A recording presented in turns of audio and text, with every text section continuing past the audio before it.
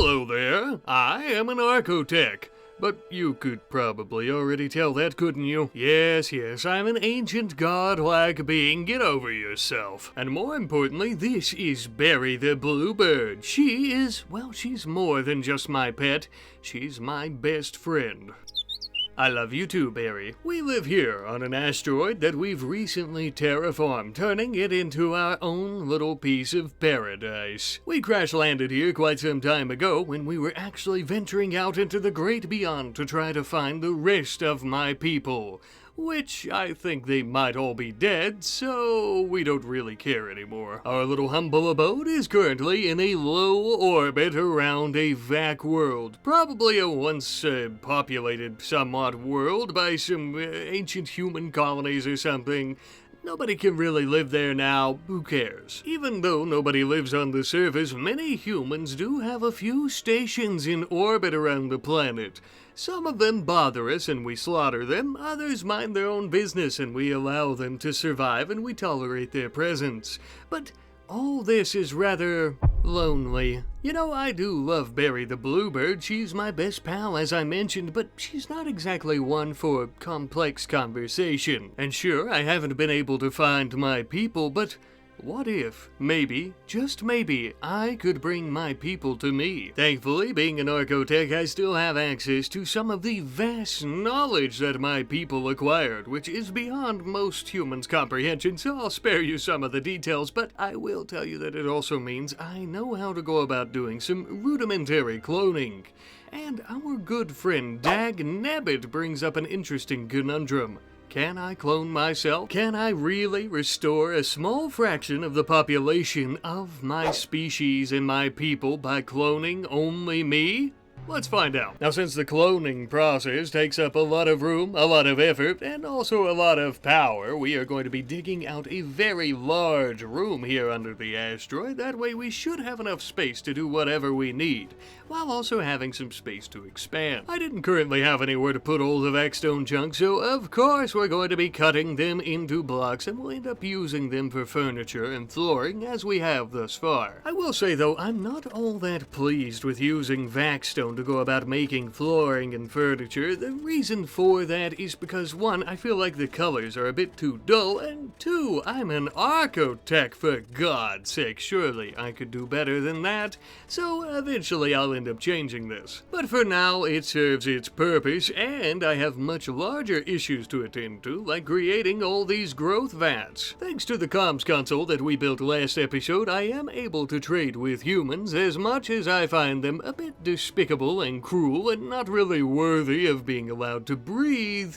It does help me out with getting plenty of steel and components to build about 30 or so growth vats, I believe. Assuming the cloning process is even possible, I think this should be more than enough for a start of repopulating the Archotech species. There's just one little problem. You see, I need to collect some of my own DNA to go about doing this, but as an Archotech, the only way to collect this type of DNA is for me to be under anesthesia. Now, there is different types of medicine that can put me to sleep for a particular period of time, but even as a godlike being, I can't collect DNA while I'm asleep. It just doesn't work like that. And since Barry doesn't have any thumbs, no offense, Barry, I don't have any way to go about collecting this unless we get another person. But as you well know, just as I, humans are inherently evil, and one of them could not be trusted with my precious DNA, let alone having me there asleep.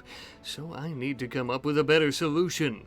Perhaps not a natural, organic creature, but a cybernetic manufactured being. Archotechs are some of the greatest creators of life in the universe. What's one little android? Surely it can't be that hard. Well, a little bit harder than I thought. I would have to work tirelessly for hours. But eventually, voila! I introduce to you our pneumatic drone, DFDCE. Unfortunately, she has absolutely zero archotechnology in her being, as I don't exactly have enough access to fragments to give her quite the upgrade. But maybe later on. For now, I think she'll serve her purpose of collecting DNA. But first, we need to do something about that god-awful name. Ah, now that is much better. A name from one of our wonderful patrons, Brian Lapiraus. Now, Brian isn't exactly a gender-neutral name, I guess, but technically she's a robot, so she's not really even a she. It works out, I guess. Either way, with some glitter world medicine, I would be able to take a snooze for a brief period of time to rest my weary eyes as she collected some DNA from my unconscious body. A strange sentence, but the brief operation was a complete success. Now, this DNA of mine is worth more than some planets in the universe. Realistically, most planets. We have to be extra careful with it. Finally, though, the moment we've all been waiting for. Upon initial inspection, it would appear that we are able to clone me, and we will be growing another Archotech. This little jelly bean doesn't know it, but it is one of the most powerful beings to ever exist. Oh, Barry, do you hear that? You're going to be an auntie. I know, Barry, I'm excited too, but we're not just going to be growing one little Archotech disciple, we're going to be growing 10 for our first batch of clones, in case they turn out deformed or just messed up, or they all die, or something bad ends up happening. I don't want to lose an entire huge batch of them, you understand. Plus, another issue is we're kind of struggling to feed the 10 that we're growing. We don't have near enough food. And if we were to do 30, a huge batch, I think they would all starve to death. I'm actually going to be heading down to the planet's surface to some of these abandoned cities and colonies that they had tried to start up here to see if I could find some ancient food. It doesn't even matter if it's expired, although I'd say the vacuum and the cold would keep it pretty preserved for the most part. Really, we're just looking for nutrition, and I think one of these old ancient cities might have something here. I began scouring throughout the entire place looking for any and all nutritious items, even some frozen old hydroponic potatoes, or maybe some dead animals, or if things get real bad, I suppose we could use the corpses of old ancient humans who tried to settle here. I don't know. While searching for food, one thing I found was a container of Archotech fragments. Hard to say how and why they had these, but I think I'll be taking them back home with me to their rightful place. I would also end up finding some survival meals. Yes, again, they're extremely old, but these, even if they were left to bake in the sun for 10 million years, I think they'd still be edible. I also found some insectoid hives, and they were none too happy with my presence, and they were far too stupid to try to reason with, so of course I killed them. This is worth mentioning because these hives had plenty of jelly. I would kill as many insects as I could, destroy as many hives, and collect as much jelly as possible. Eventually, I was pretty content with all the food I'd found. I would also then begin going around to some of these old cryosleep pods, deconstructing them for their steel and uranium, some items we would find useful. Occasionally, there were living people inside, and they looked quite shocked to see an Archotech in the flesh. I didn't speak to them because I hate them. Alright, that's enough of that. Let's go home and start unloading everything that we'd brought back. It wasn't much, but it should be good enough for a short period of time until we can start upping our growing production of berries and other crops to continue feeding them. As we were loading up the growth vats with some nutrition, though, I realized that we were running low on storage, which was perfect for our new large room here, as we had plenty of space for some vac stone shelves to contain all our new items, as well as any future ones. We'll also be storing our food in here for obvious reasons. It's much more convenient to load up the growing vats when the food is right next to them. And because of that, we're going to be building some artificial ecosystems to go about very quickly growing simple crops like rice. It's already an extremely fast-growing crop, but inside these ecosystems it has an increase of up to 600%. Plant it in the morning, and by nighttime, you have plenty of rice to stuff into these little bubblegum babies. Since we also found plenty of Archotech fragments, we can build ourselves a proper workbench where we can create weapons and armor and other devices of my people. And more importantly, we could create ourselves up to 4 replicators. Now, these might seem like odd little weird devices that don't really do much, but on the contrary, my friends, these replicators every few days will actually make more fragments for us, and with enough time, we'll have enough to increase their size, thus giving us more. I think you see where I'm going with this. Perhaps once we've really gotten our repopulation efforts off the ground, we might be able to colonize more asteroids with our folks. Or maybe even the world, terraforming it into our image, using our fragments to build more of our technology and really rebuilding Archotech society. Let me know what you think about that. Since it won't be long before our little vat-grown friendos are ready to come out, I think it's time for us to build a proper dining room, or at the very least a meeting spot, since we really don't have to eat all that often, somewhere we can socialize. But as I was mining out this area, we ended up having our little clone friendos be born. Oh, huzzah! Wait a minute. Ooh, they're still babies. They're half-baked. Ugh. Put them back in there and let them grow a little longer.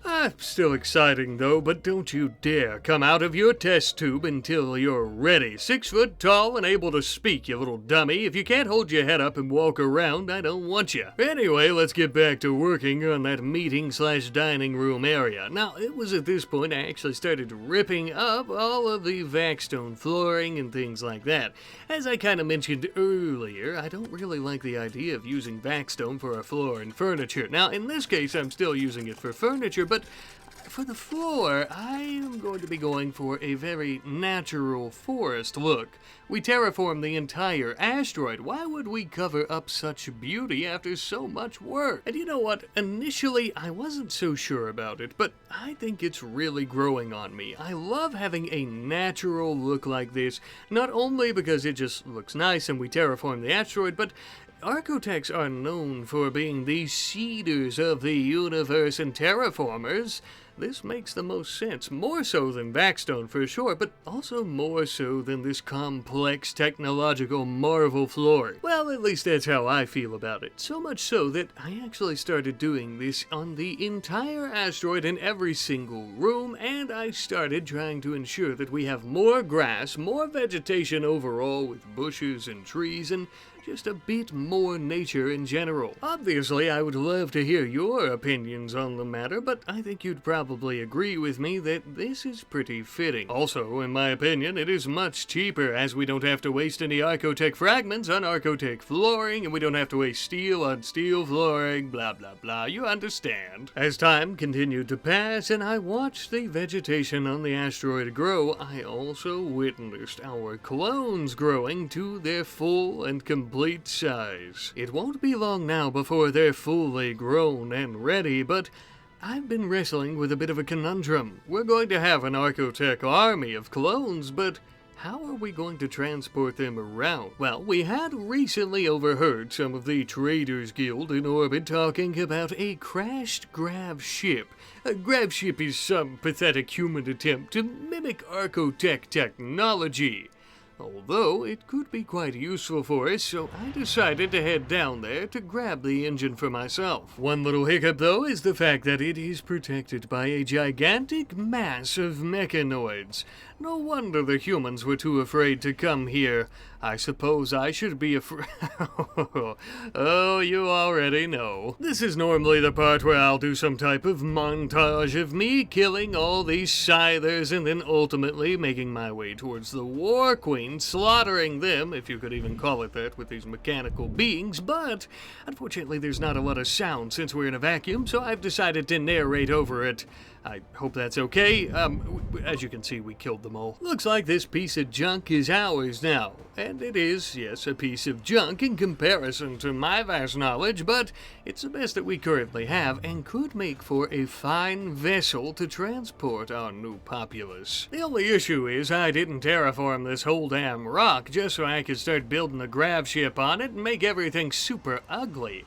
So I've actually decided to expand the asteroid. Don't ask me how I done it. A little bit of Archotech magic. Regardless though, this new portion of the asteroid would be the perfect place for us to go about building a grav ship that's out of the way of our current dwellings where we like to walk, where Barry likes to nap, stuff like that. But then we had our first batch of clones. I must say, it was extremely odd, yet refreshing to see them all here.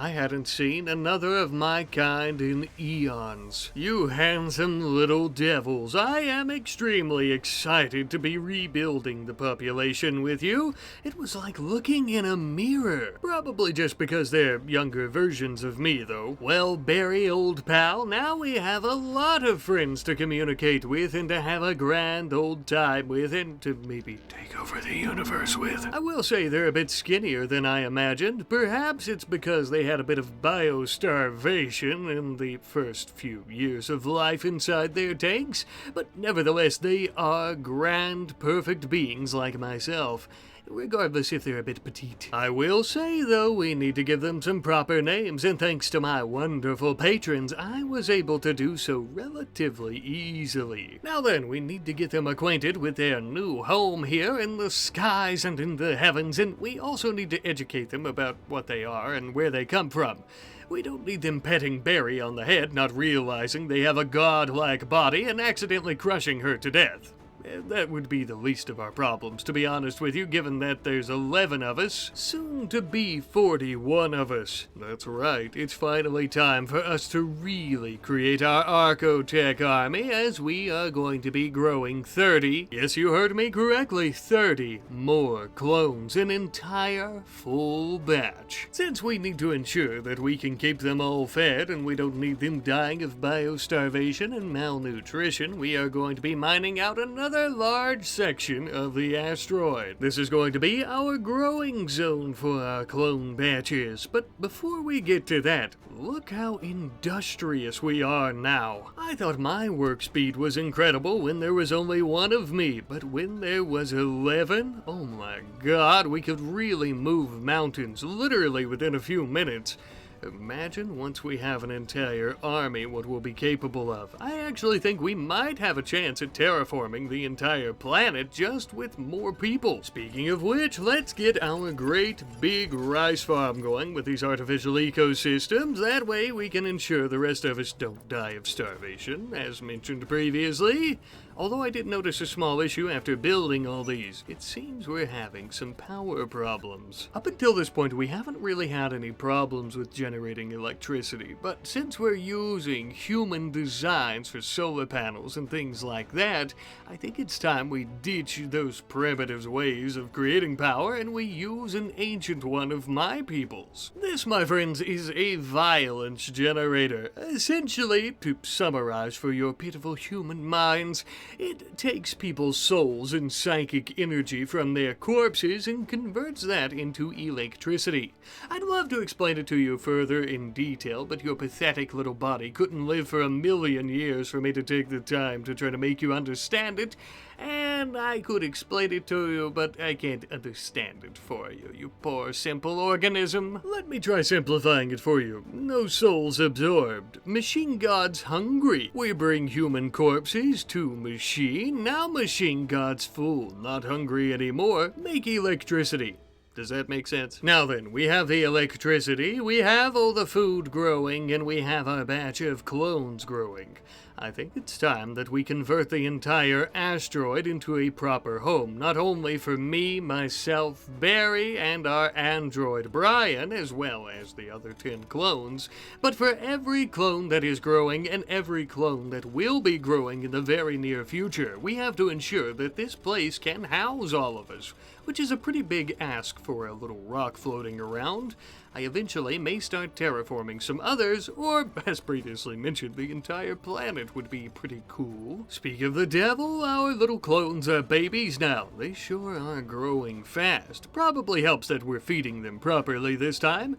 It won't be long at all before they're full grown. Now, touching back on what I was speaking on a moment ago about terraforming more asteroids or possibly the planet, not to beat a dead horse, I've brought this up several times throughout the video already, but I'm not exactly sure what direction I would like to take this series and what I'd actually like to do with our army.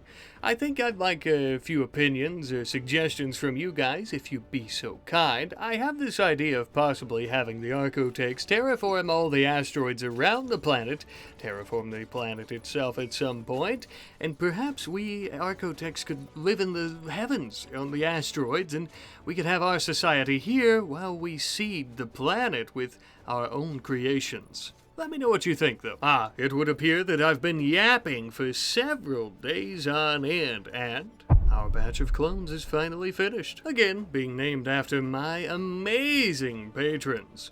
Now, something I forgot to mention, and I notice now editing back, I forgot to add in this clip here of me creating weapons for our proper army. Each and every single clone that I have created will now be carrying their own Archotech SMG, a bit weaker than my LMG from ancient times many years ago. But you can't beat the classics, as they say, and I think that these SMGs will be good enough for our plans. Whatever those plans may entail, whether we're going to build a society here, whether we conquer the entire universe, or maybe next episode we start clearing out all the filthy, pesky human traders in orbit around the planet to send a bit of a message. Death and destruction is definitely an easy possibility for us all. But do we use our godlike abilities for good or for bad? Only time shall tell, and I'm sure you people will let me know what you think about that, as I've asked you a few times throughout this video. Again, not to beat a dead horse. But will we live up to the standards that humans seem to have for Archotechs in legends and in history? Or will we be sick of them abusing our tales and create our own story? We may end up creating our own peaceful paradise, but as you can see, some humans will have to die in the process of building that either way, I'd say. To cook an omelet, you have to break a few eggs, and in terms of a universal scale, you have to clear out a few lesser life forms. And in doing so, if you end up being able to generate power from collecting their souls and psychic energy, why the hell not, am I right? That was a small sample of our army's fighting capabilities, by the way. Throughout this video, though, we have cloned, grown, and created the greatest army known to the universe in eons. I suppose now the only question is, what do we do with it? I look forward to us all finding out together.